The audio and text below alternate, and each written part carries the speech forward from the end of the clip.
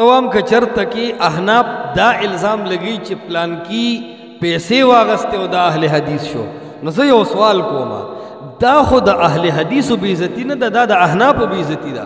خلک به ورته وایي چې ښه د احنافو دومره کمزور ایماني چې په پیسو اوړي راوړي. نو دا د دې خپله بې عزتي ده، خو پې پوهېږي نه ځکه مونږ ته وایي. عرض دا د ګوره څوک چې پیسې خوښوي هغه د اسقاط په دایره کې ناست دي، د قرآن مجید د پاسه پیسې تقسیمیږي.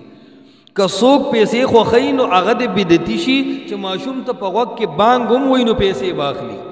که څوک پیسې خوښوي نو چې بدعتي شي نو هغه چې مړی وشي نو د اولې شپې خیرات، د تختې حلوا، د جمعې د شپې خیرات، د مړي پسې شومه، کلیزه، سلویختي، دا ټولې خبرې مونږ پرېښودې. دغه رنګ چې کم دی د عقیقي ټکسونه، دا رنګ چې کم دی د بیمار پرسه ټکسونه، دم اچوا پاغي ټکسونه، پچا پریان کې نوا او چانه پاساوه د دې ټکسونه، چاته تور تعویز کوا، چاته سور تعویز کوا. د پیسو دنیا هم پرې خدا، پیسې خو الته کې وي، په امامتۍ باندې پیسې وي، په درس باندې پیسې وي، د مقتدیانو اړه وا، سرسایه وا، زکات و، دا ټول سیزونه چې یو سړی پرېږدي او د قرآن او د حدیث نوم واخلي، الله په دې خبره ګواه دی چې مونږ تاوان کړی دی. مونږ آباد مدرسه بیله، مونږ آباد مسجد بیلو، مونږ آباد ملګري بیلل، مونږ آباد عزت بیلو، مونږ ډیر قسمه سہولیات بیلل چې د هغې تذکره زه نه کوم، په هغې زه زما رب پوهېږو.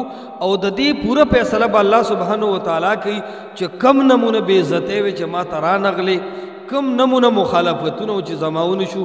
هغه طلبای کرام چې د هغې کپړې به ما کور کې وینځلې، د هغې به ما لحاظ کو، ما به کور سالن تیاره طلباو ته به مرابار کو.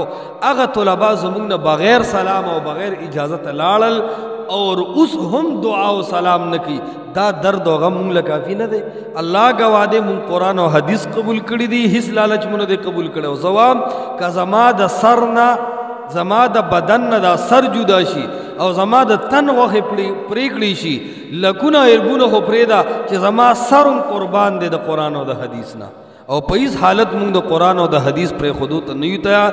انشاءالله دا منهج حقه دی چې څومره رانه کېږي، که زمونږ په وینو دا منهج پاللی کېږي، زمونږ وینې د قربان شي، خو دا خلک د قرآن او د حدیث منونکي شي.